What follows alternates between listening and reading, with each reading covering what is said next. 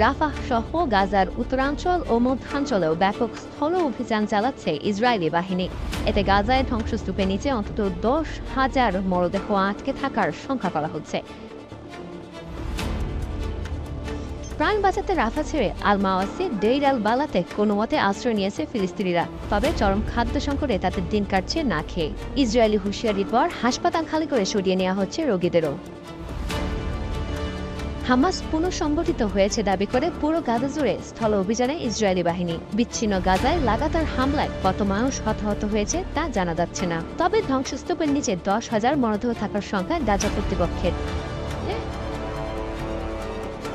এদিকে গাজায় তেল আবিবের ছোড়া রকেটে এক জিম্মি নিহতের ঘটনায় ক্ষুব্ধ ইসরায়েলিরা। হামাসের হাতে জিম্মি সবাইকে দ্রুত ছাড়িয়ে আনার দাবি তাদের।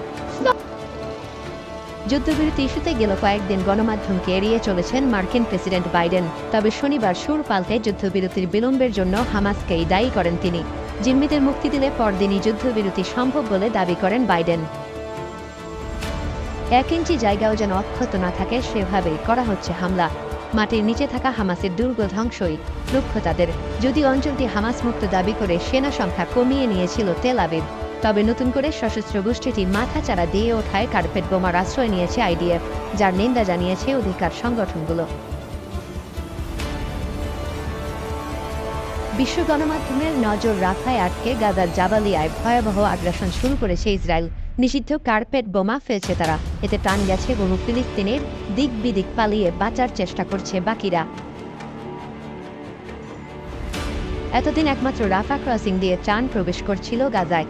তবে গেল সপ্তাহে সেই ক্রসিং এর দখল নেয় জায়নবাদীরা। বন্ধ করে দেয়া হয় ত্রাণ সরবরাহ, যাকে অযৌক্তিক বলছে প্রতিবেশী দেশ মিশর। ত্রাণ প্রবেশে ইসরায়েলের সমন্বয়ের প্রস্তাবও প্রত্যাখ্যান করেছে দেশটির সরকার। ইসরায়েলের সিদ্ধান্তে বন্ধ হয়ে আছে দক্ষিণের আরেক ক্রসিং কেরেম শালোমও। তবে আলোচনা অনুযায়ী হামাস জিম্মি মুক্তি দিলে তার পরদিনই থেকে যুদ্ধবিরতি শুরু হবে বলে মন্তব্য করেছেন মার্কিন প্রেসিডেন্ট জো বাইডেন। অপরদিকে গাজায় যুদ্ধবিরতি কার্যকরের দাবিতে যুক্তরাষ্ট্রের ম্যাসাচুসেট ইউনিভার্সিটি অব টেকনোলজিতে আন্দোলনকারীদের উপর চড়াও হয় পুলিশ। আটকের পাশাপাশি আন্দোলন দমাতে শিক্ষার্থীদের এবার সামরিক বহিষ্কার শুরু করেছে হার্ভার্ড বিশ্ববিদ্যালয়। আইন